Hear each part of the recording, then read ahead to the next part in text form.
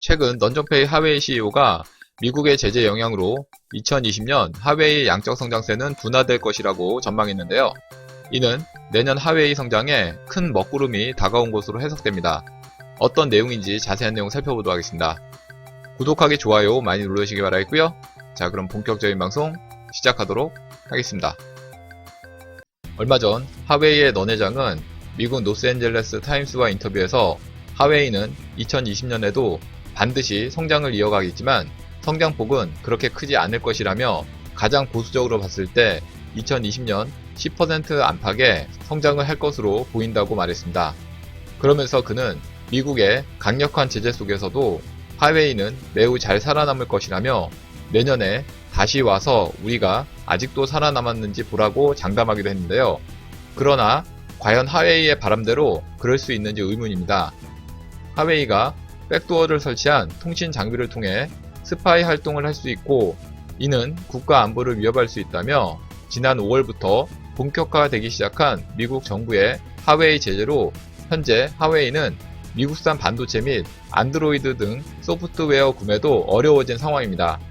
이에 하웨이는 자구책 마련에 급급하여 현재 부품 국산화 전략으로 위기를 극복하려고 노력하고 있지만 정식 안드로이드 운영체제가 설치되지 못한 하웨이의 스마트폰이 중국 예외 지역에서 잘 팔릴 이유를 찾기 어렵습니다. 업계에 따르면 하웨이가 중국 정부의 도움을 받아 애국 소비를 주장하여 해외 판매에서 거두지 못한 매출 대부분을 자국 내 판매에서 부족분을 보충하고 있지만 이러한 흐름이 언제까지 지속될 수 있을지 의문을 제기하고 있습니다. 실제로 미국의 제재 효과는 내년부터 본격적으로 나타날 수 있다는 관측이 나오면서 하웨이는 2020년부터 큰 어려움에 봉착할 수 있다는 것입니다.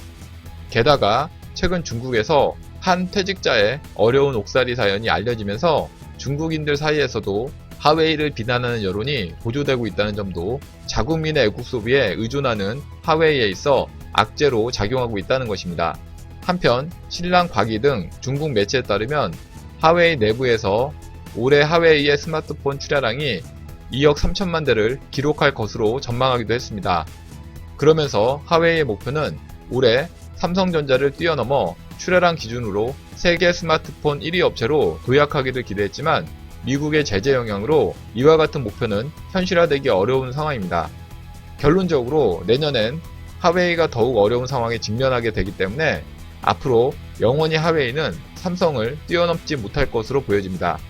오히려 최근 중국의 경기 위기로 디폴트 문제가 중국 내부적으로 심각한 문제가 되고 있는 가운데 실제로 중국에서 20년 만에 발생한 가장 큰 규모의 달러화 채권 디폴트가 발생되고 있는 상황입니다. 부채에 과다하게 의존해온 중국 경제에 대한 불신이 퍼지고 있는 상황에서 하웨이도 점점 힘이 빠지는 모양새입니다.